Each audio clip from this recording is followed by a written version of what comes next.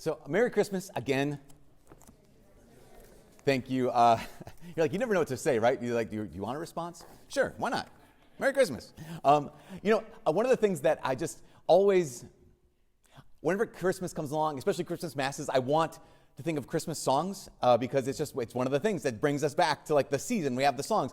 But one of the things I found was how many times I don't know the actual lyrics to the Christmas songs, but I make them up anyways. Or you mishear them and you go your whole life thinking like, that's not how it goes. I came across like a list of things, so like even like Santa songs, like he's making a list of chicken and rice. It's not how the song goes. It's not actually how, the new popular one, all I want for Christmas is food. Nope, that's not how it goes. I did not know this one. Children listen to hear slave elves in the snow. No one likes that one. But it makes sense.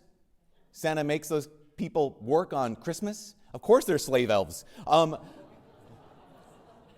At least indentured servitude. But so, get dressed, you married gentlemen. The one I usually think when I was a kid was later on we'll perspire as we dream by the fire. That one makes the most sense to me because it's like, well, yeah, you're by the fire. It's hot. You're going to sweat. But it's funny because even when you get the lyrics right, sometimes you're like, I don't know why we're singing this. Why are we saying the first Noel? Like, what's a Noel? Other than the name of the girl who sat next to me in 4th grade. Like, I don't know. So I looked it up. Noel comes from the Old French Naal, which comes from the Latin natalis, which means birth. So the first birth or the first Christmas. The angels did say, okay, now I know. Because sometimes we could even know the what and say, that's nice, but why? Like, that's the song. Those are the lyrics. That's what we do. I get it. I get the what. Yeah, but why? I mean, even when it comes to the Christmas story, the most basic information that we all know. We can know the whats. Luke makes a point of saying that after Mary gave birth to Jesus, she wrapped him in swaddling cloths and laid him in a manger. Like, yeah, I got that what. I know exactly. Why? Not only why did that happen, but why did Luke write about it? Why did he write that a mom wrapped her baby in swaddling cloths? That's what moms do. He might as well have written, and Mary burped to Jesus later on. Like, why include this? Well, because the swaddling cloths are a reference to Christ's upcoming death. And so even the moment of his birth is marked by death. And Luke wants to let us know that's what's coming. As Fulton Sheen once said, Jesus is the only human being, only one of us, human and God, only person to ever have been born in order to die. That's why Luke says she was wrapping him in swaddling cloths and laid in a manger. Why did Luke have to include that embarrassing detail? That a manger, of course, is a feeding trough.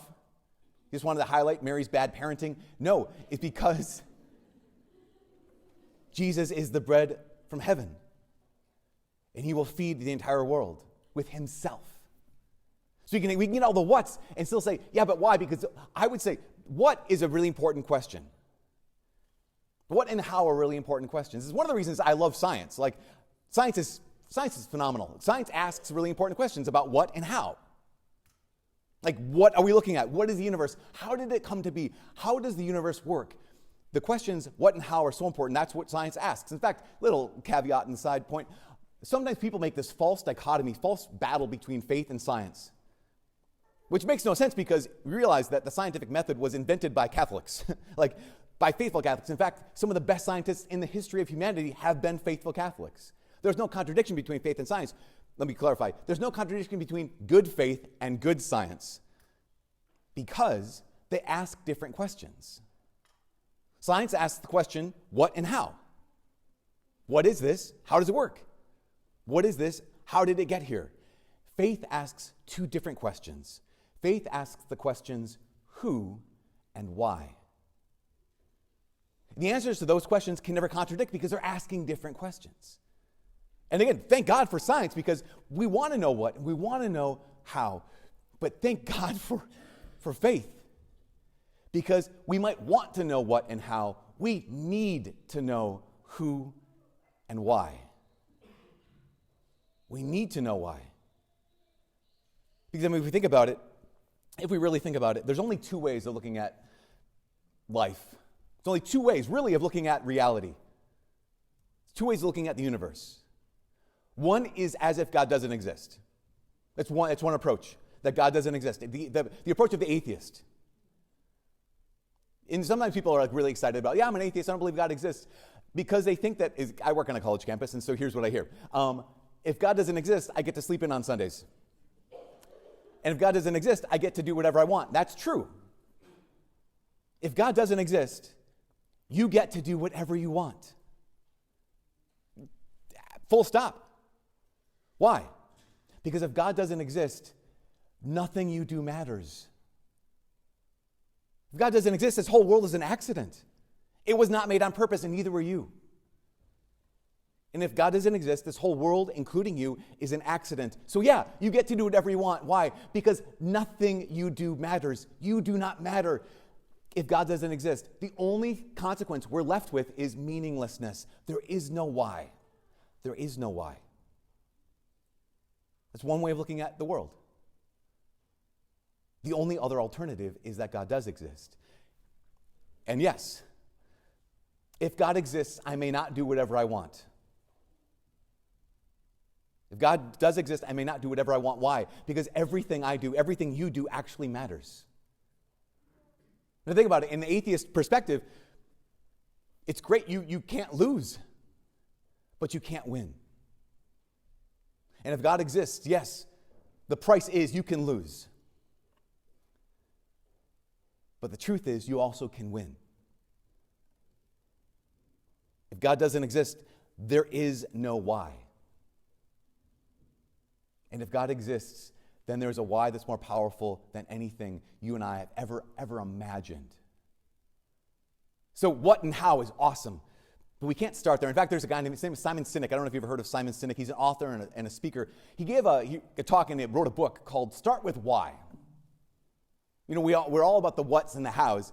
And he says, no. What you need to do in an organization, if you're a part of a company, part of a group, even in your own life, don't start with what and how. Start with why. And he gives the example of Apple Computer and how Apple Computers at one point was pretty innovative. I don't know if you remember that.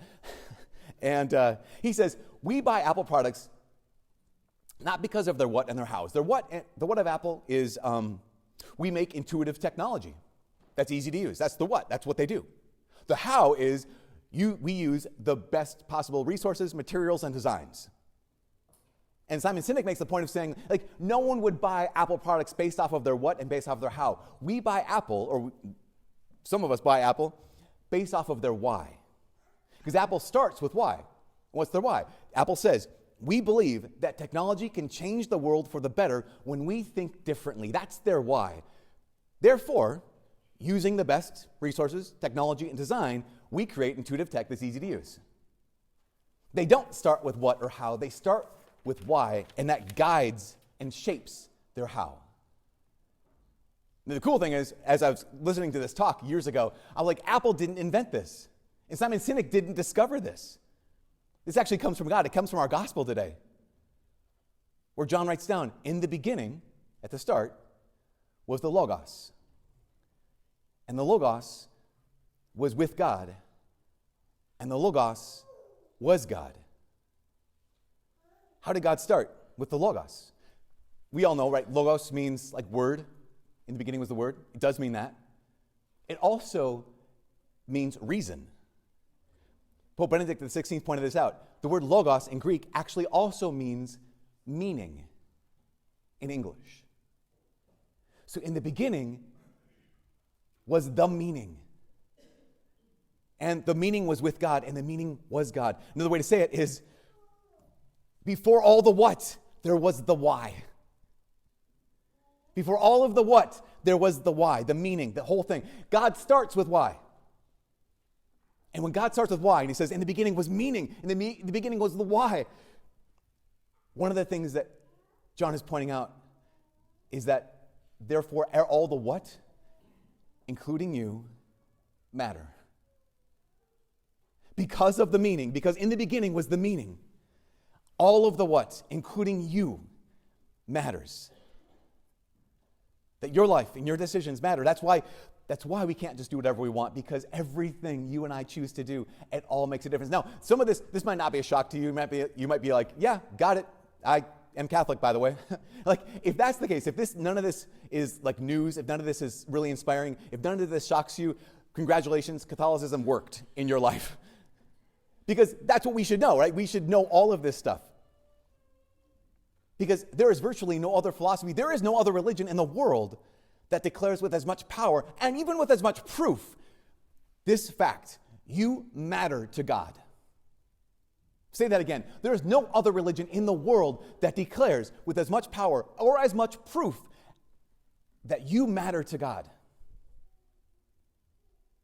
You matter to him. To think about that for 2 seconds. We shouldn't. I shouldn't matter to God.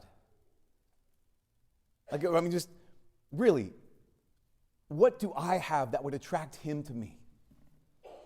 Nothing. What do you have, what do we have that would attract him to us? What could we possibly offer to him? And yet, here we are with this truth that you matter to him. You know, Paul even wrote about this in his letter to the Romans. It's Romans chapter 5. And Paul even says this. He says, Christ, while we were still helpless, he yet died for the ungodly, died for the broken, died for the wounded, died for those who had nothing to offer. He says, indeed, only with difficulty does one die for a good person, even though maybe perhaps for a good person, someone might find the courage to die.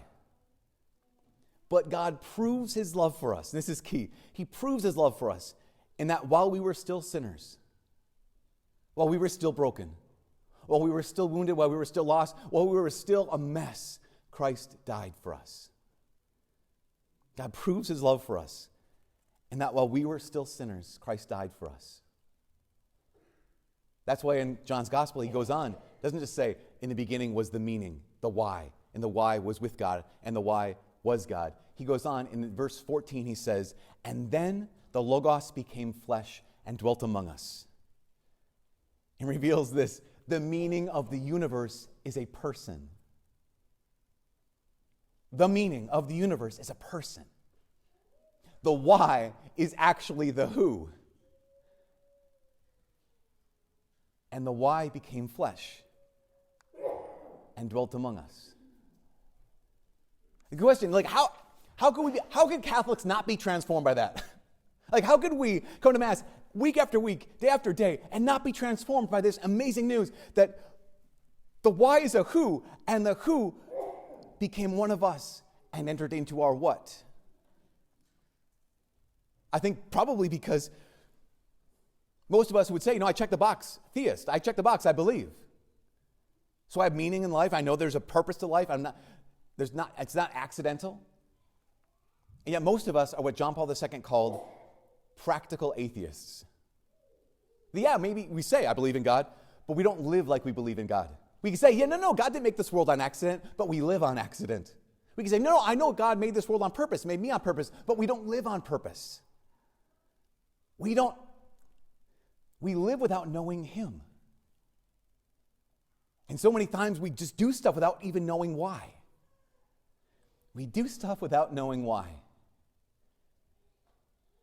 There's a man, Viktor Frankl. I'm sure you've heard of Viktor Frankl. He was a psychologist, a Jewish psychologist back in World War II who was imprisoned by the Nazis in a concentration camp, tortured for years, and saw unbearable suffering, unbearable pain. When he got out of the concentration camp, he wrote a book called Man's Search for Meaning. We just pause on this one. This is amazing, isn't this? Christmas Day, what is that? Christmas is meaning's search for man. The Logos search for man. He gets out and he writes this book, Man's Search for Meaning. And he said that when he was in the concentration camp, there were some people who were absolutely crushed by the suffering. They were crushed by the tremendous pain. And some seemed to be able to survive it. And he asked the question again and again, why? Like, what's the difference between those who were crushed by their circumstances and those who were able to live through the circumstances?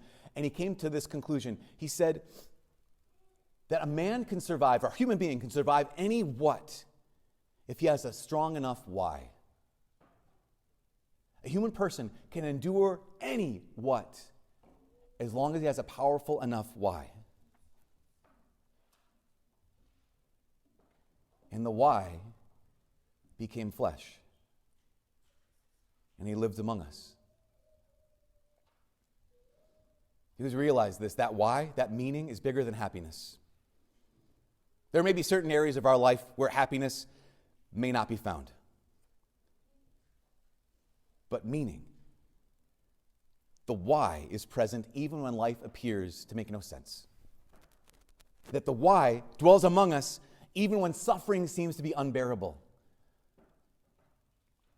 And the why is with us even when death seems to be the end of every good story.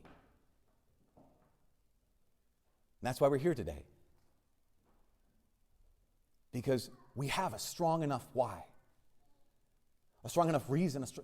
The meaning of the universe has become one of us. And we could hear all this as the last thing. We could hear all this and say, fine, yeah, Father, I get it, but why? But why did he do this? Why does he keep doing this? Why does he keep coming to us? Why does he keep choosing us? Why Christmas? In fact, the Catechism asks that question, basically, why Christmas? The Catechism gives 4 answers. I'm only going to give 2 because, time and stuff. The first 2 answers, the Catechism gives why the incarnation. Why did the why become flesh? The Catechism says, first, to save us by reconciling us to God. Second, why? That thus we might know God's love. That thus you might know that there is a strong enough why so you can endure any what? You might still be tormented by it, but why? But why? I don't get it. There was a young woman who was on our campus a bunch of years ago, and she was this what wasn't enough for her. She needed even a stronger why. So she went into the chapel. She told me this. She went into the chapel, and she said, God, I'm not leaving until you give me an answer. Why do you keep choosing me? Her heart was just really torn apart. She's like, God, why do you keep forgiving me? Why do you keep pursuing me? And she said, I'm not leaving it until you tell me why, which is dangerous. Bring a snack if you ever do that. She sat there and prayed, asking that question for hours. And finally she heard the question, God, why do you keep choosing me? Why do you keep forgiving me? And the Lord's voice said, because I love you. She's very stubborn, and that wasn't good enough. She said, no, God, but why? I get it. I know what, but why? And soon enough, the answer came back, 4 words. Because I choose to. God, why would you do all this? Because I love you. Yeah, but why? Because I choose to. That God says, I am the Logos. I am the reason.